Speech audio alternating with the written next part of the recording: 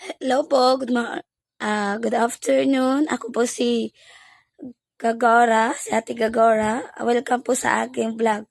Ngayon po, dahil wala pa akong maisip kung anong next video ko, ngayon po gusto ko po muna ngayon i-share sa inyo about sa aking hair.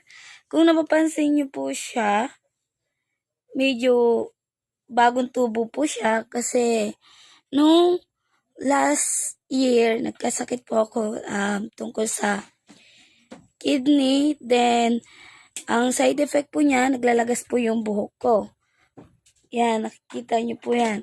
Pero dahil po sa aking ginawa, nagbalik uli po siya, nagtubo-tubo.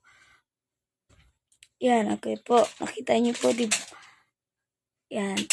And then, kung gusto niyo po malaman kung ano po ang ginawa ko sa aking buhok para tumubo o para bumalik uli, mag-comment lang po kayo, then isi-share ko po kung ano po yung aking ginawa.